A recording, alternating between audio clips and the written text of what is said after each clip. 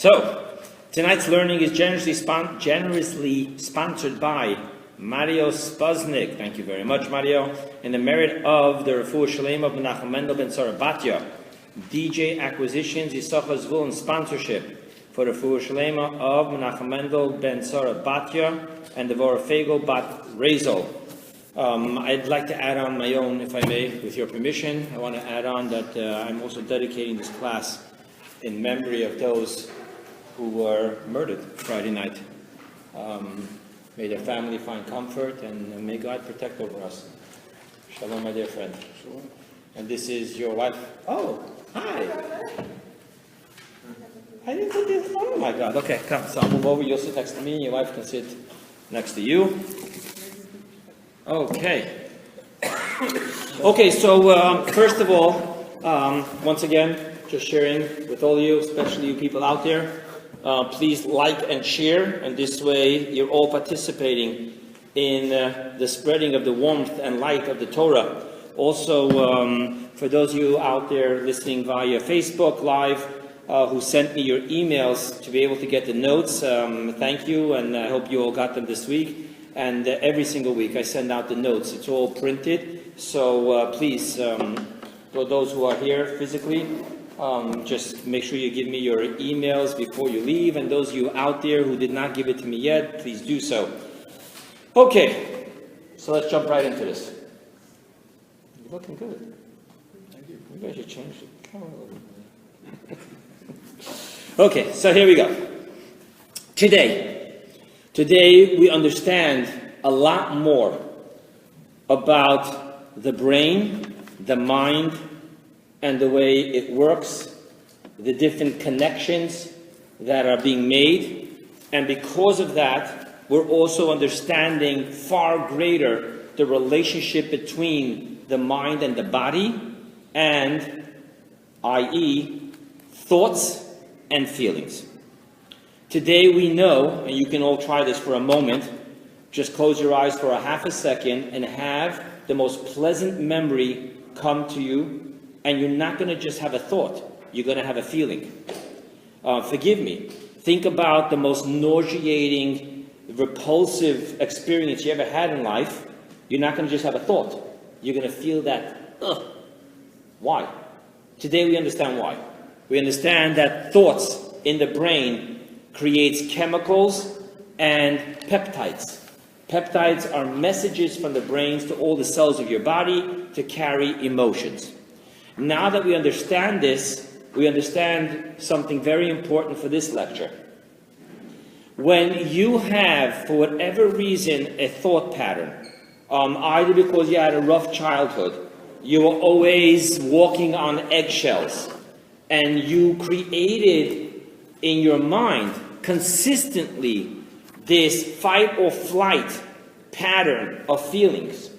You always were concerned, whatever it may be. What ends up happening is that when these connections in your brains keep on happening, and in the limbic system, which is kind of like the pharmacy area of the brain, and it gets more technical than that, but let's just stop there for a moment.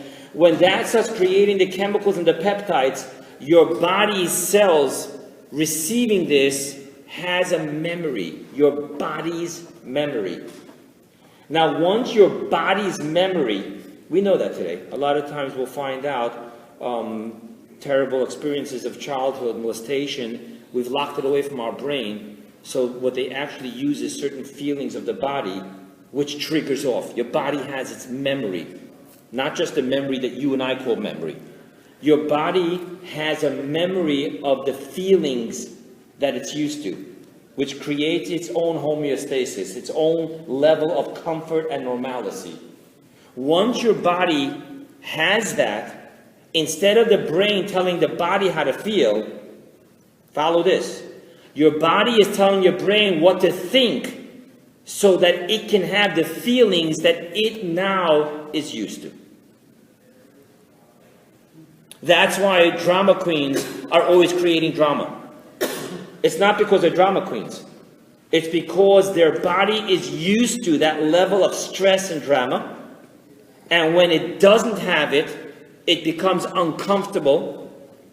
There's a part of your brain which monitors the chemicals in the blood. It realizes that the normal for this blood system has dropped. It wants to start creating again these chemicals, and the way it does it is by having thoughts. Why is this important to this class? Because in this class we're going to talk about self-sabotage. And what happens with self-sabotage is very simple. If we, any one of us, has been living for an extended period of time with the body's state of normalcy being guilt, shame, and resentment, and that became the norm, the comfort zone of the body, then when the body doesn't have those feelings, it feels uncomfortable. And thus, without you and I even realizing it, our body is telling our brain, I want you to have those thoughts, which will feed me those feelings that I consider normal. We now understand, because of this, something very simple. Why is it that people that live, for whatever reason, childhood, we can go into this, but if I would do that, I'd be taking a lot of money away from therapists, and that's not nice. So let's just keep it simple. For whatever reason, if one of us is used to that form of thinking and those feelings, we are what we call consistently looking for trouble. Because trouble is our state of comfort and normal. You will not believe how many people out there on drugs do not turn to drugs when the life gets bad. Because that they're used to. They get very uncomfortable when life gets good, and thus they have to self-sabotage. It's very simple. The body is used to that state of feeling, and it will do whatever it has to have the brain produce that state of feeling. So now we understand why people self-sabotage. My grandmother, of blessed memory, when she would talk of a doctor that she wasn't very fond of, she would use a phrase in Yiddish, kennt krank, which means he knows a sickness. Now, besides being a pun of words with the word krank, there's really something here very deep. And what's very deep here is, this saying is telling us, a doctor is not someone who knows the sickness. A doctor is someone who knows the cure. That's what makes him a doctor. That's what makes him a good doctor. So too with this lecture. If we're going to sit here and understand the problem, but not the solution, this isn't going to be a very good lecture. Therefore, what this lecture is going to do, it's based on a teaching of the Rebbe of blessed memory in 1969. On this Shabbat, before Tisha B'Av, the Rebbe explores the two destruction of the first temple and the second temple. Those two. What was the difference between the first temple and the second temple, and what is the difference thus in the destruction, and how do we get God to rebuild the third temple, to build us the third temple? Now, by studying those mystical teachings tonight, we're going to walk away with a very clear understanding, a mystical understanding with a practical solution, the surest and shortest way to overcome the loop in the brain of constantly creating self-sabotage. That's our goal tonight. Okay? Okay. With that being said, let's go ahead and jump into the pre-introduction, which is the setting of this mystical teaching. There's a verse that Isaiah tells the Jewish people that says, Tzion b'mishpat tipodeh v'yoshveha b'tzedakah. Zion will be redeemed by judgment, mishpat, v'yoshveha, and her exiled, b'tzedakah. Now the word tzedakah means charity. Our sages explained the verse to mean it's not that by us giving charity, God's going to redeem us, which in itself is true. Our sages say great is charity that brings closer the redemption. But that's not the way all commentaries interpret this verse. Rather, they're talking about from God's point of view. Zion will be able to be redeemed through judgment, while her exiled will actually be redeemed through the righteousness of God, i.e. God's grace. What is the definition of grace? Undeserved. It's just coming from God's grace. Now, God's grace is infinite. Judgment, by definition, has boundaries, right? So if we're saying in the verse that there's going to be a redemption by the grace of God, which is infinite, why do we also mention that there's going to be by judgment? Grace is so far greater than judgment. Why? Okay? And we're going to go into this simple teaching that there are two different categories here. Zion, Tzion b'mishpat yipada. Zion refers to the righteous souls, and therefore their redemption will be just by simple justice. They deserve to be redeemed. Her exiled refers to all the other souls, you and I, who are struggling to be Beinanis, very human, and thus by justice, I don't know if we'll deserve it. Thus it's by God's grace. That's the simple answer the commentaries give in Kabbalah and Hasidus about why there's Zion through justice, while her exiled, the Yoshveha Bitstaka, has to come through grace. We need to get to the mystical understanding of what's going on here. Okay? With that pre-introduction, we can jump into a list of Kabbalistic introductions that we need to know to understand today's lecture. 5 introductions. Mystical concept number 1. The two halves of God's name and their letter Hey. Each half has a letter Hey. God's name is spelled Yud Hey, Vav Hey. We're taught, we're soon going to see, that God's name is made up of two halves. Yud Hey is one half, Vav Hey is another half. So what are these two halves of the ineffable tetragrammaton? I know tetragrammaton sounds like a big word, but what it simply means is the name of 4 letters, because in Hebrew it is 4 letters, the Yud, the Hey, the Vav, the Hey. It's ineffable because we cannot pronounce it. So the ineffable tetragrammaton has those 4 letters, breaks into 2 different parts, and each one has a Hey in it. But they're 2 different Heys. In Kabbalah, it's a huge thing about those 2 different Heys. Okay? The next thing we're going to have, the second introduction, is the difference between the 2 holy temples and their destructions. Very different, those 2 holy temples.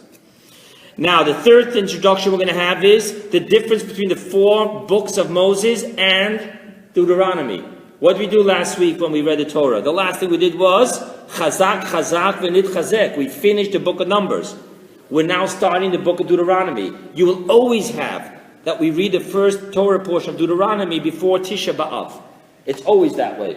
It's called Shabbat Chazon because the Haftorah is Chazon, the vision of Isaiah. So it's always going to be Devarim.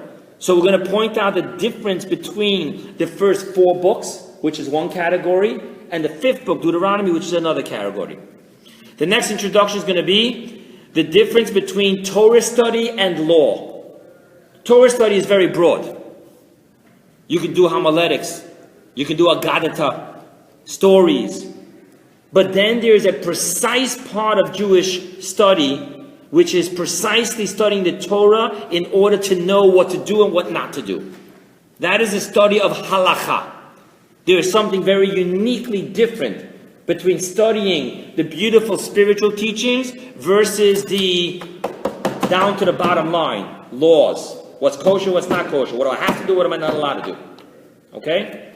And then the last introduction is going to be, the 5th and final one is going to be the difference between physical spirituality and spiritual spirituality. 2 different categories. Jewish people do not only have in Tibet sitting on a treetop spirituality, on a mountaintop spirituality. We have physical spirituality and spiritual spirituality. Thus the title of tonight's lecture is Physical Spirituality, Overcoming Self-Sabotage. Okay? So, and let the amazement of Hasidus begin. So let's jump right into it. What are we talking about? The 2 halves of God's name. In Deuteronomy, towards the end, before Rosh Hashanah, we read a special verse. It says, Hanistarot Lashem Elokeinu. The hidden things belong to the Lord our God. V'haniglois lonu ulevanenu. But the revealed things are for us and for our children. Steps in the Holy Zohar, and the Holy Zohar explains the mystical depths of this verse. What does it mean, the hidden, and what does it mean, the revealed? According to the Zohar, we're talking about the two parts of God's name. So that you know, the word hallelu, I'm not going to finish it right now because I'm emphasizing it. Do you know what that word means? Hallelujah. I'm going to say a K instead of an H. Do you know what that word means? It literally means hallelujah. Praise God. Thus, the only letters of the name there that refers to God is the Yud and the Hey. Thus, we are taught in the laws of Rambam, where he talks about the names of God, the first half of the ineffable tetragrammaton is a name on its own. Yud Hey. That, according to Kabbalah, is what we mean when we say the hidden is unto God. When we talk about the revealed, we're talking about the second half of the name, the Vav and the Hey. Let's get a little bit more deeper. Let's really understand what's going on here. When we talk about the first half of the name, when we talk about the second half of the name, what we're really talking about is two different forms of unity.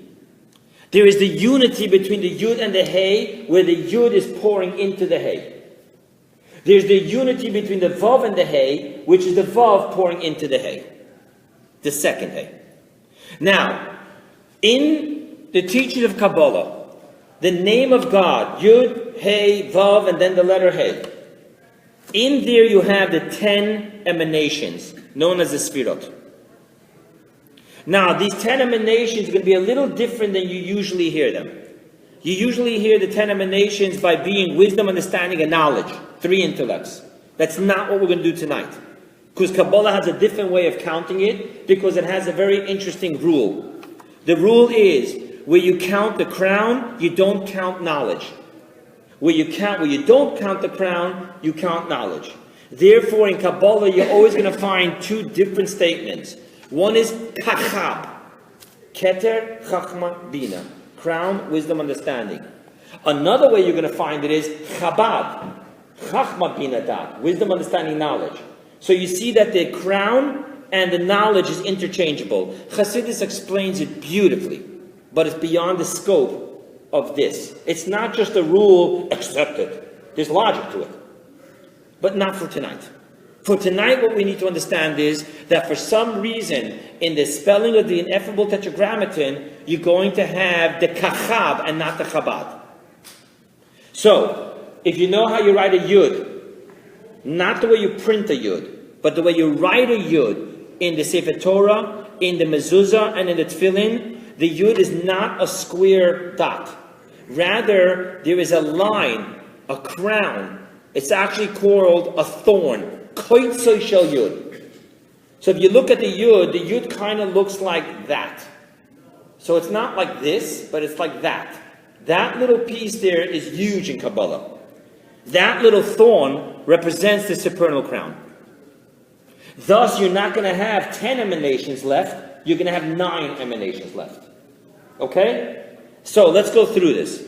You have the koitzoy shel yud, the thorn of the yud, which is the supernal crown. Now let's go to the letters itself. Yud is wisdom. Hey, number 1, is understanding. Vav is called Zah. Zah is an acronym for Zeir Ampin, Aramaic, which means small faces. Don't get caught up with the Kabbalistic terminology. What it means for us is 6 male emotions. The last Hey is kingship, which is the feminine mystique. That's the Shabbat, and that's all that stuff. So you have over here the 4 letters spelling out the 10, let's talk about for right now tonight, the 9 emanations. So the first half of name is what? Yud Hey is Chachma Bina, wisdom, understanding. The second half is what? Vav Hey, male emotions and female emotion, kingship. Thus, in Kabbalah, we talk about 2 types of unifications. Yichud Avah. Avah literally is an acronym for father, mother. Wisdom is called father. Bina, understanding, is called mother. And they are unified. Chachma is pouring into Bina. Wisdom is pouring into understanding. And that creates a life sustenance which comes down into the emotions. The emotions are the offspring of the intellect. Okay? Humanly speaking, if you think about how great someone is, you're going to love them. You think about how powerful someone is, you'll be afraid of them. Right? Intellect gives emotions. Now let's go further. You then have the Yichud Zun. What does Zun mean? Zun is an acronym for male and female. The 6 male emotions and the feminine mystique, Malchut. Okay? So what do we have here? You can probably bring in chairs from one of the rooms. Oh, you have chairs? Okay, good. So now, what you're going to have here is, let's just stay focused for a moment. Why is the Yud Hey called hidden? And why is the Vav Hey called revealed? Let's take it in different words. Why is intellect called hidden? And why is emotions called revealed? The simple reason is because the world was created in 7 days, and the Zohar says, we talk about the 7 supernal days. The 7 supernal days means the 7 emotions. Sunday is kindness, revelation, and thus you have light. Monday is strictness, boundary, separation. God separated the waters. Friday is foundation. The foundation of the entire universe is the human being. Shabbat is kingship. So the world was created from the unity of the lower, the second half of the name. Thus, when we talk about the unity of wisdom and understanding, we're talking about a wisdom of transcendence, above and beyond what the world can directly digest. And thus the outcome is that what happens between the Yud Hey is hidden unto God.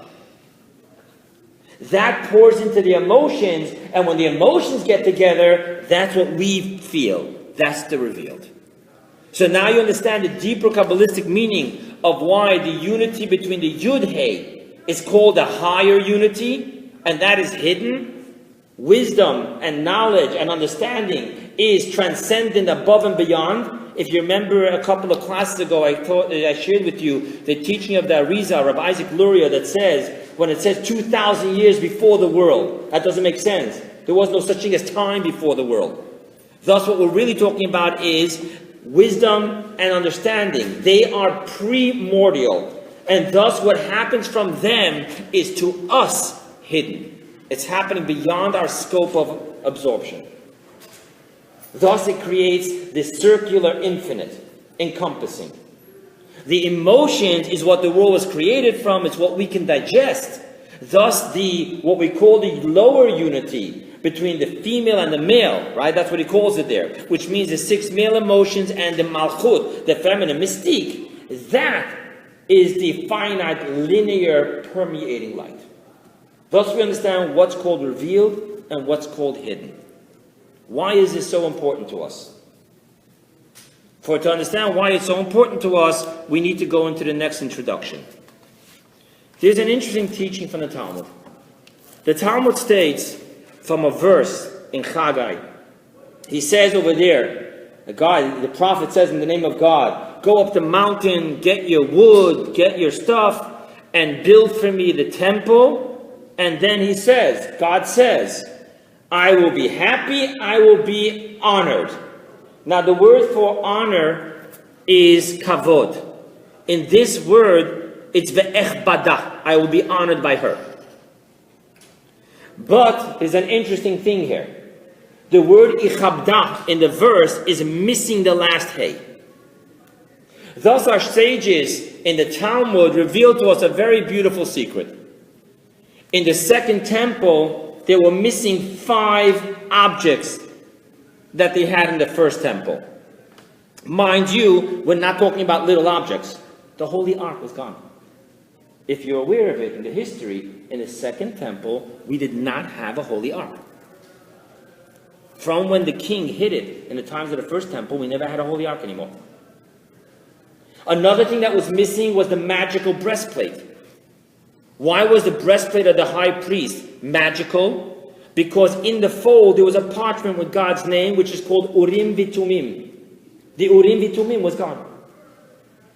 Those are just 2 of the 5 objects. We're not talking about small things. So, we're taught that the prophet referring to the honoring of the second temple with a missing hey. What letter is hey? Aleph, Bet, Gimel, Dalet, hey. The fifth letter. What's the numerical value of a hey? 5. Thus, when the verse is missing the hey in the honor, it's because it was missing 5 serious objects. So let's talk about what this means to us in our lecture. What this means to us in our lecture is that in the first temple, there was the unification of the higher unity, the first Yud and the Hey, which primarily means that Bina, understanding, was receiving.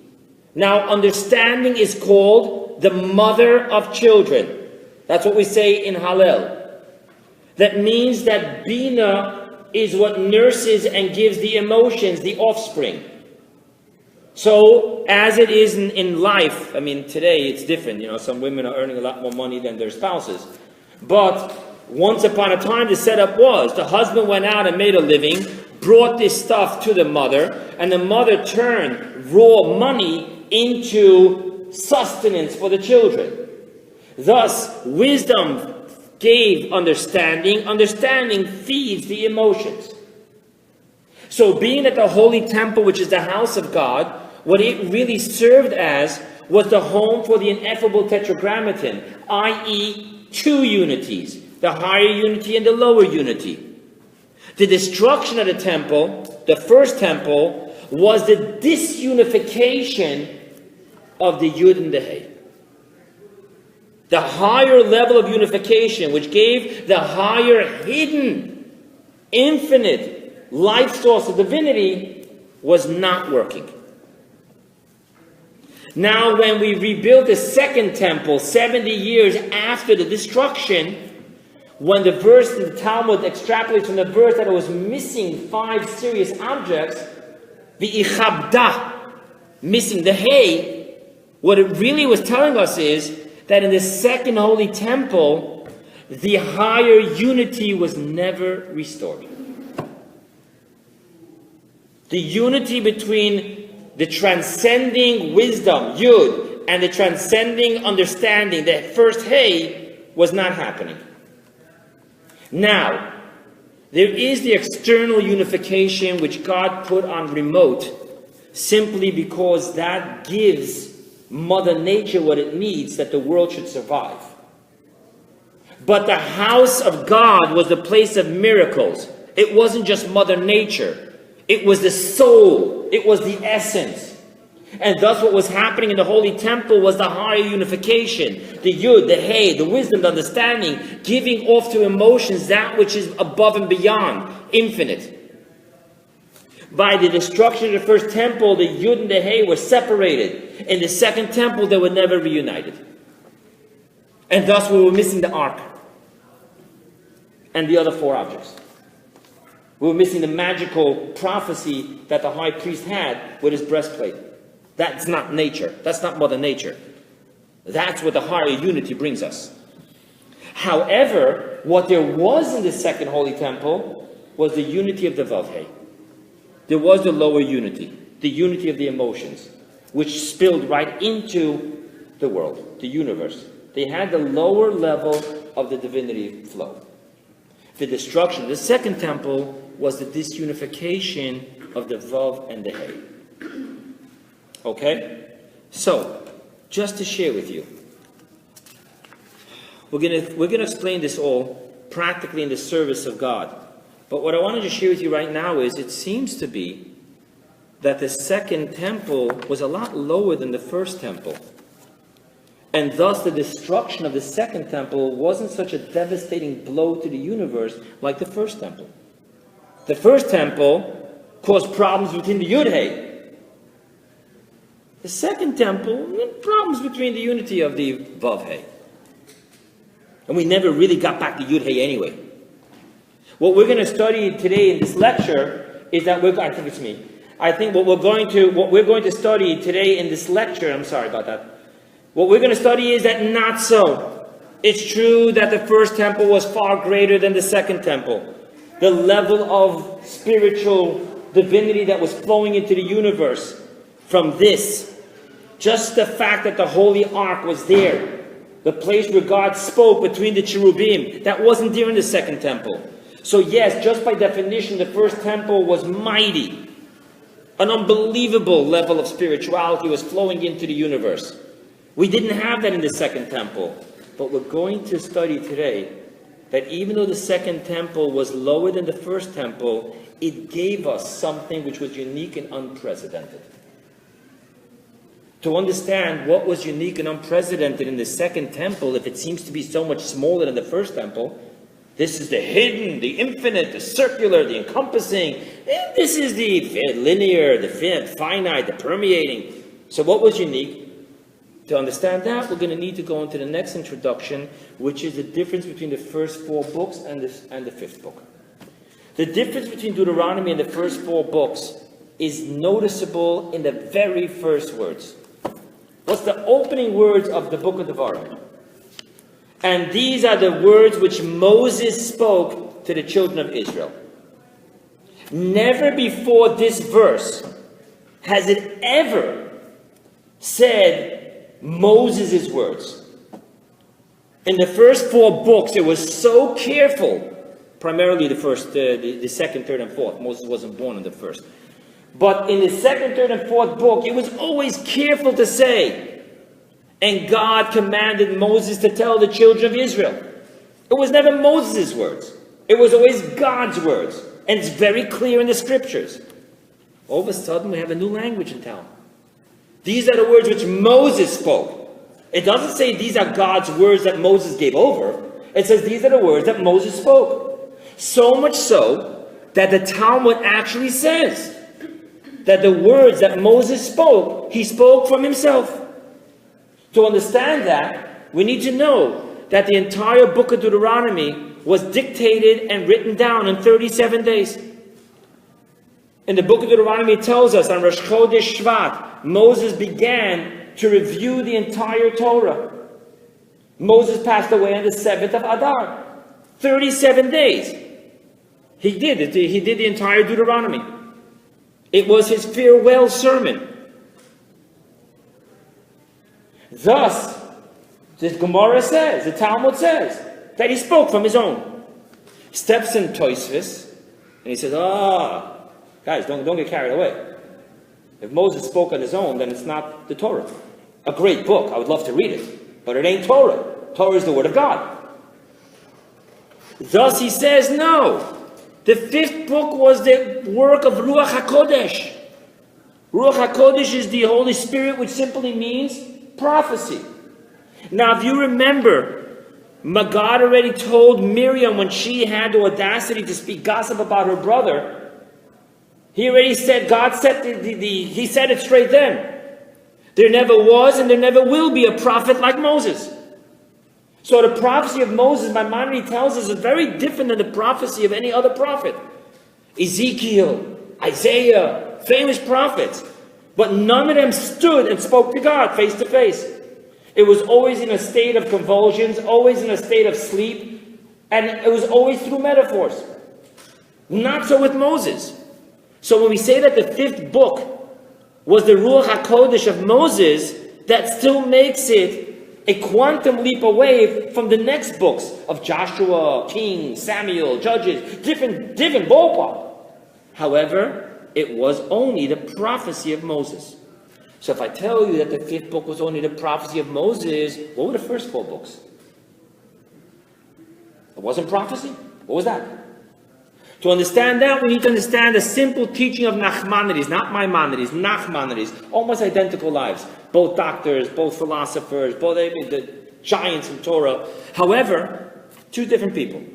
Nachmanides, he says that the first 4 books of the Torah, God dictated them to Moses, who documented them in third party. Talking about 2 others. Picture this, if you will. Moses writes, and God spoke to Moses. He didn't say God spoke to me.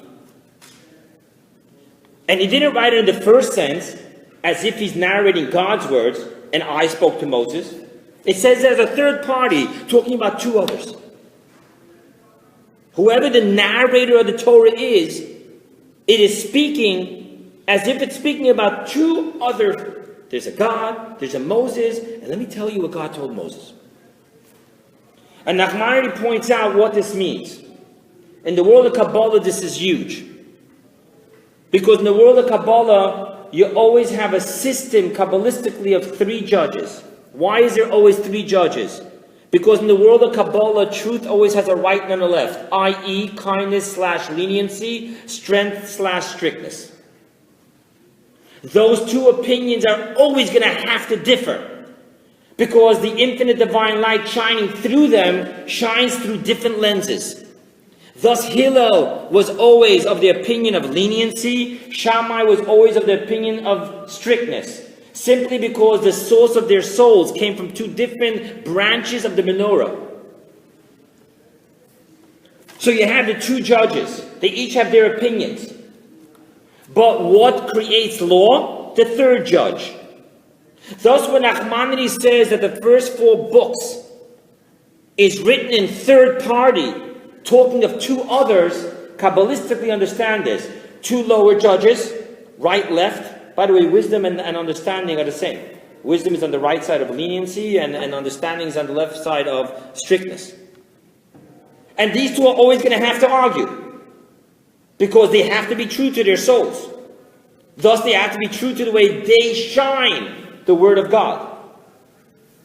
However, the third party, the speaker, in Kabbalah is called the supernal crown, which is above and beyond, to which two lower judges become one. They become no more a paradox, no more antithetical to each other. Just give you an example, just for a moment. I want to just throw this out there quickly. You have a king. The king has 2 ministers. One minister's job is to run the budget. The other minister's job is to make sure that all the subjects have. That would be a weak example, just quickly, of what it means kindness and strictness. And they both have opinions. And everyone in the kingdom knows that these two are always arguing. What happens when they're both standing in front of the king? They're not arguing. Because in the face of the king, they're totally quiet. They're so overwhelmed by an influx of such a greater identity that their opinions just go into paralysis. That's the deeper definition of the third judge, the third party, which in his presence, the two lower judges, which are always opposing to each other, are no more opposing. For in the face of the king, all ministers are paralysis. They're totally transparent. There's no I, there's no you. Total transparency. Thus the depth of the third party of the first 4 books. The 5th book is very different. The 5th book is called Mishneh Torah. It's actually the name Maimonides uses for his entire his magnum opus of 14 books of laws. Mishneh Torah, according to Kabbalah, according to simple understanding, not just mystically. When we talk about Devarim, we're talking about bottom line law. If you go through the book of Devarim, it will give you details to previous mitzvahs, which define them bottom line, and it will give you new mitzvahs, but define bottom line. Thus, if we have to separate the categories of the books, you have the first 4 and the 5th. The difference is the study of Torah, all opinions, and the law. Which leads us to our next introduction. What is the difference if you're studying Torah or you're studying the law part of Torah? So here's an interesting question I want to put for you. What is the study of Torah? The Word of God. Even if Moses the Great wrote his own amazing novel, which according to some opinions he did, by the way. According to some opinions, the book of Job. There never existed a Job, according to one opinion in the Talmud. It's actually a fictitious character which Moses created in order to teach the Jewish people how to deal with suffering. That's one opinion. There's another opinion that it was in the time of Egypt, another opinion that was even in the time of Abraham. But be it as it may. If Moses was to write a book of his own, I would read that book. But I don't know if you can call it Torah. Because by definition, Torah has to be the Word of God. If Rabbi Akiva gives you his thoughts, and he tells you clearly, I am not using the 13 laws of extrapolation. These are my own opinions, not rooted in the Chumash. It's a beautiful book. It's not Torah. What makes Torah Torah is that it all has to be traced back to the 13 rules of extrapolation from the written Word of God. If not, it's not Torah. So let me ask you a question. We're sitting here, we're studying, right? You and I. And we're wasting about 3 hours to understand the opinion of Shammai. And then we understand the opinion of Hillel. Now, you look right after that. Who's the rule? How do we light the menorah? 8, 7, 6, 5, 4 or 1, 2, 3, 4, 5? We follow Hillel. 1, 2, 3, 4, 5, 6, 7, 8. So let me ask you a simple question. All that time that we put into studying the opinion of Shammai, which I later found out is not the right opinion, was that called studying Torah? Why? It's not the Word of God. It's a mistake. Let me ask you another question. We're sitting and we're studying, and you have this amazing question, and we're spending 2 weeks trying to understand this question, and finally we figure out the answer. You know what the answer is? The answer is we had a total misunderstanding. Now that we know we had a total misunderstanding, the question fell away. Tell me, those 2 weeks was Torah study? If Torah study is the Word of God, and we clearly agree, 2 weeks we worked so hard because of a misunderstanding. What we thought and said was wrong. If that be the case, was that Torah study? So that's why there's 2 amazing teachings amongst our sages. One comes from the Talmud in Eruvin, and it says as follows: Elu ve'elu divrei Elokim chayim. You should know that the words of these and the words of these are both the words of the living God. Don't say that Shammai is wrong. Shammai is right. By the way, when Mashiach comes, we're going to reverse. Today we're living off leniency, but when Mashiach comes, we're going to live on the level of strictness, and we're actually going to change the law. We're going to follow Shammai. Thus you understand that the concept here is that they're both right. They're both Torah. Shammai isn't wrong. A question that has an answer, it doesn't mean the question was wrong. The question is a question. And often, we will behave in a way to also cover the issue of the question. Why do you have to cover the issue of the question? We have an answer. Because there's no such thing as it's not Torah. So much so that the Talmud, when it has an argument, Kabbalah teaches us that when the angels asked God, what is the law? It says that God answered, according to Rabbi Yeshua, it's this. Imagine God is reciting the 2 opinions, because they're both real. Now you understand why they're both real. They're both real because the entire menorah is real. So the branch of kindness, and the branch of strictness, and the branch of compassion, and the branch of victory, and all that is real. It's all expressions of one. The Zohar talks about it as the one ocean that breaks into many rivers. The water in each one of those rivers is the water of the ocean, i.e. Torah, i.e. the Word of God. But there's a huge difference. Because there's another statement in the Talmud that says, Havaya imoy. God uses the ineffable tetragrammaton. God is with him, thus the law is like him. That's what we learn out of that verse. So here's an interesting concept. You see the difference between the divinity within all opinions, i.e. all of Torah study, and the divinity within what is the Jewish law. The divinity of all opinions, which name of God did we use? Elu ve'elu divrei Elokim. Not the ineffable tetragrammaton. Now, the Elokim, if you know Hebrew, the suffix yud mem is masculine plural. How can you ever have a name of God that ends plural? That's an oxymoron. God is one. The answer is because Elokim is the covering. It's the name of God which refers to the divinity, not of the stem of the menorah, but of the different branches. Thus it's plural. Thus you understand that Elokim has within it all opinions. Because Elohim has within it all the emotions. The emotion of strictness, the emotion of kindness, the emotion of compassion. So therefore, all opinions are the words of Elohim. That level of divinity. But when we talk about Jewish law, all of a sudden, the Talmud quotes the verse that says, Havaya imoy. Havaya is a way of pronouncing when you don't want to say A-D-O-N-A-I. But what it means is the ineffable tetragrammaton. The ineffable tetragrammaton doesn't have many opinions. Why?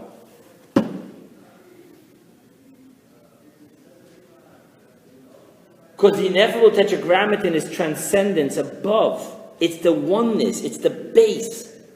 It's the ocean, not the rivers. Thus, on that level, only when you are completely humble and transparent, not to the level of Elohim, that fits into Mother Nature, fits into different opinions. Only when you have total transparency to that which is transcending to you, the higher, that's when you have Havaya imoy halacha kamoisei. That's when you have the law. Let's talk about this practically.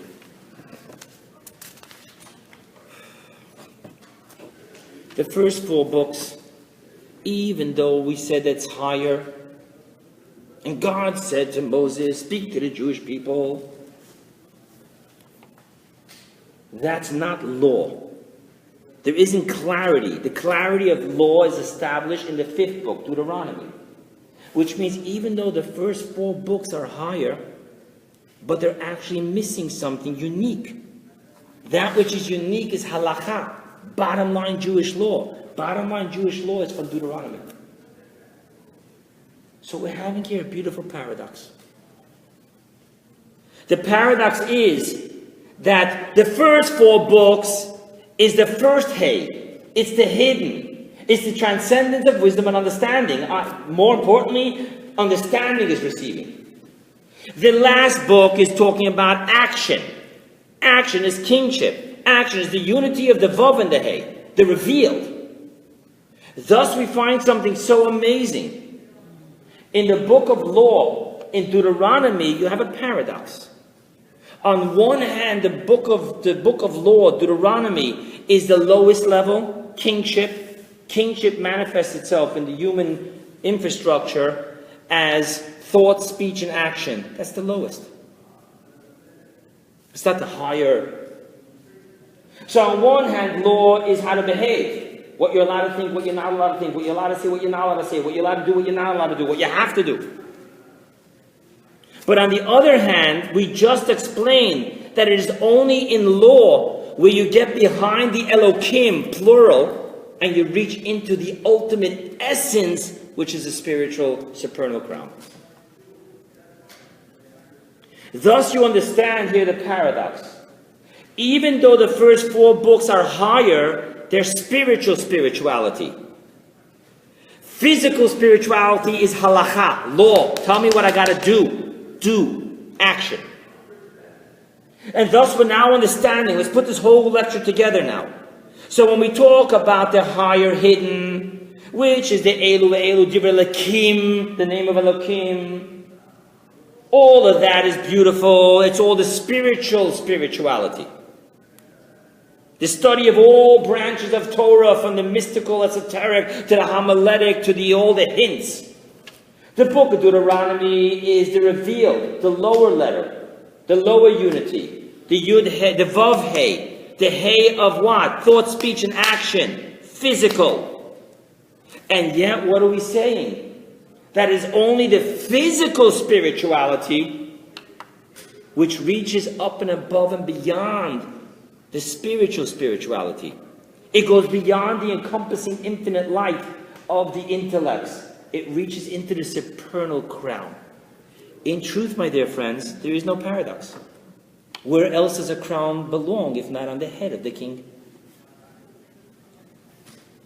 But it is a paradox. Guys, connect with me for a moment. Shabbat is very spiritual, no? But when you pick up the cup of wine and you make kiddush, is that physical or spiritual? So we're talking about, on one hand, there's the spirituality. I love Shabbos. It's such an energy. That's spirituality. But then there's physical spirituality. Did you make Kiddush? Did you eat the two of the challah? You had 2 challahs. You made the hamotzi. The physical spirituality, which is greater. Which leads us into the final introduction. The difference between physical spirituality and spiritual spirituality. The Yud-Hey, the hidden, the higher, the transcendence, understanding. The first holy temple that had it all. In the service of God. Let's make it human. What that means is that I'm going to study, I'm going to concentrate, and I'm going to meditate about God. Why do I want to do that? Because I want to have love and awe. So I'm not studying the law. Is this kosher, not kosher? That's not what I'm studying right now. I'm studying about the infinite light. And what does it mean, infinite light? And even infinite is not infinite because it's only infinite, not finite. It's not really infinite. You see what's going on here? I'm not studying about the laws. What bracha do you make on a soda? We're talking about spirituality. And what's the outcome of this spirituality? What is the outcome if I understand the abstractness of God's infinitism? And that is what gives my physical body life. What is so amazing? What amazing is that, wow, He's my God. And He's doing all of this for me. It's my relationship with God.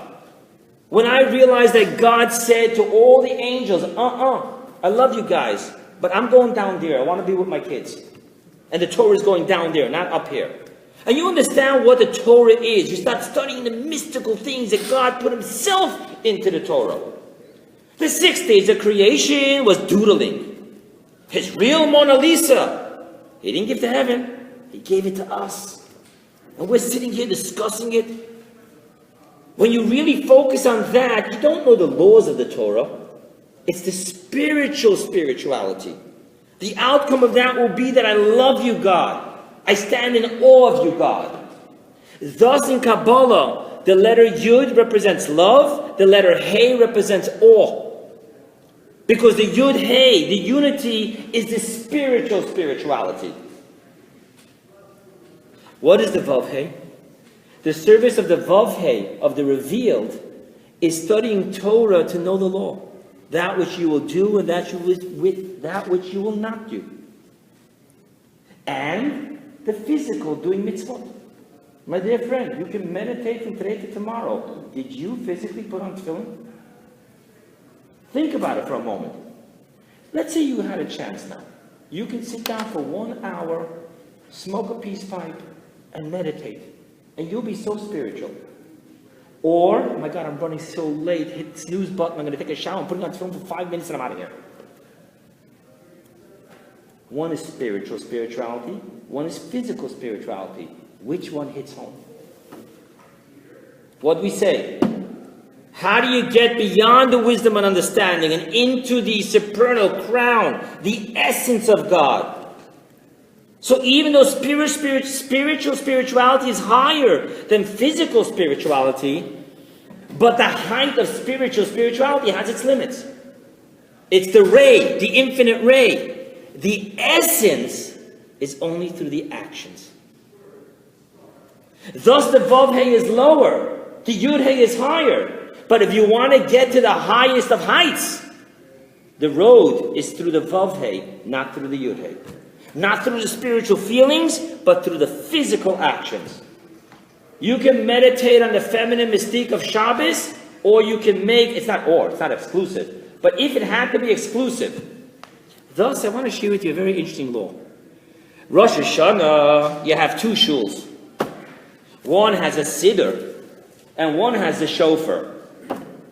So if I go to the one with the shofar, my whole Rosh Hashanah is over in about 6 minutes. Boom.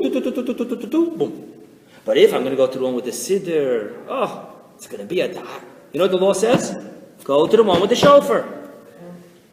Because the physical spirituality of Rosh Hashanah is in that shofar that once was on the head of an animal.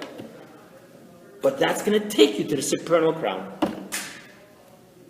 Thus the physical spirituality is so far greater than the spiritual spirituality, not on its own merit, but it's a gateway to the essence. Thus you understand that the second holy temple was more, that the destruction of the second holy temple was far more devastating than the destruction of the first holy temple. The destruction of the first holy temple, what did it take away from me? It took away spirituality. Terrible. The ark is gone. But what happened in the destruction of the second holy temple, was the Vavhe, this unity of the physical spirituality. The physical spirituality was damaged. That is far graver than the spirituality being damaged.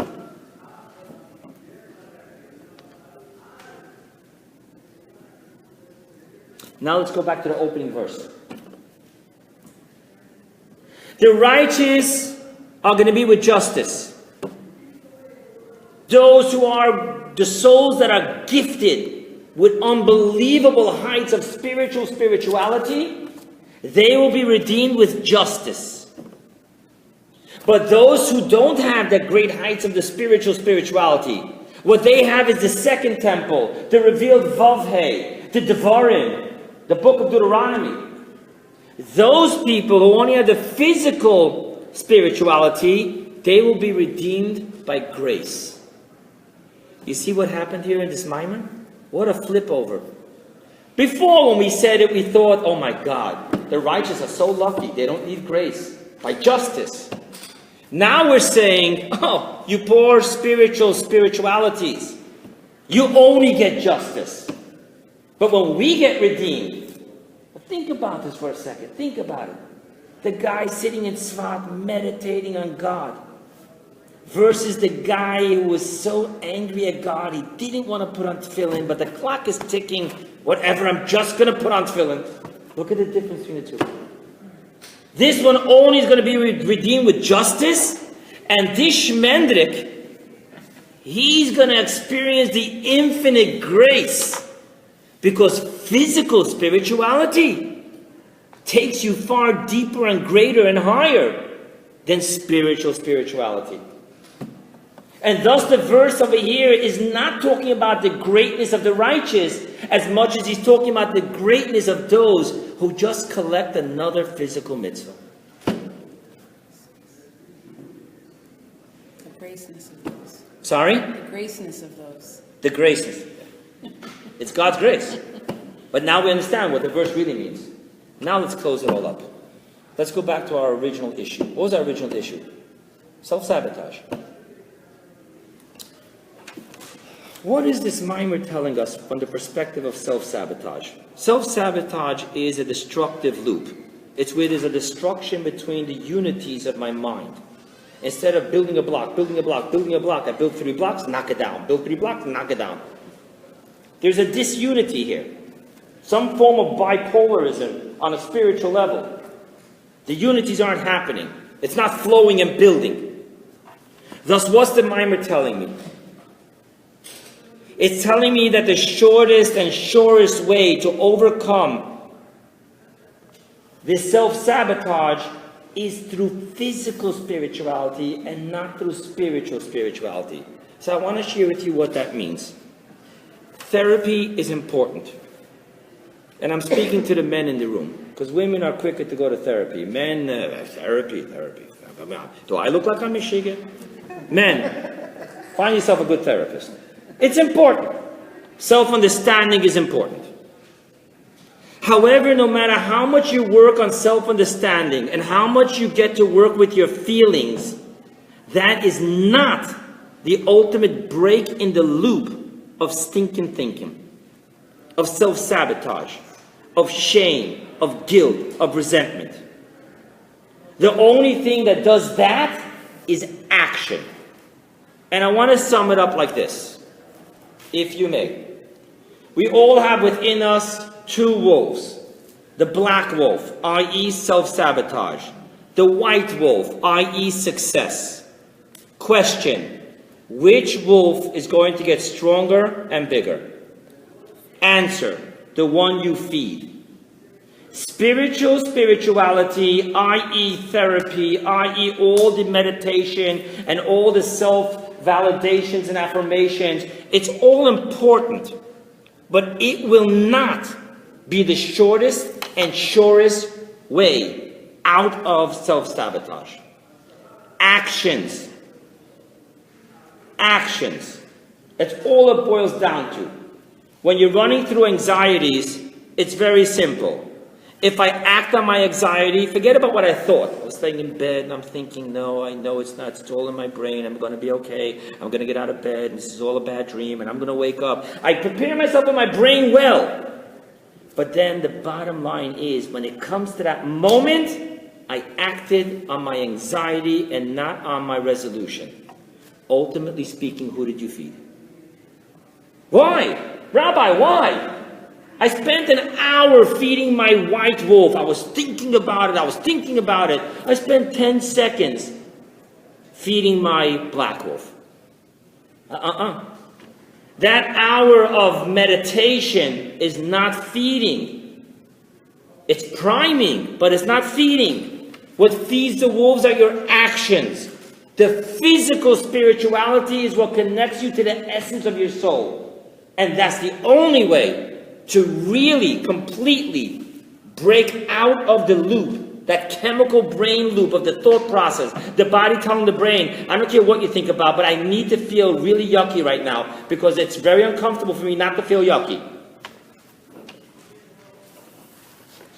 The only thing that's going to break that is white-knuckling your way through guilt, through shame, through resentment, and just do the next right action. That's what this Mimer is teaching us. For every dollar that you spend on a therapist, spend $2 on an action. For every hour that you spend by a therapist, spend 2 hours doing what's uncomfortable. Because it's the physical spirituality that connects us to the supernal crown, which is above and beyond all loops of the brain. People, I love you all. Thank you.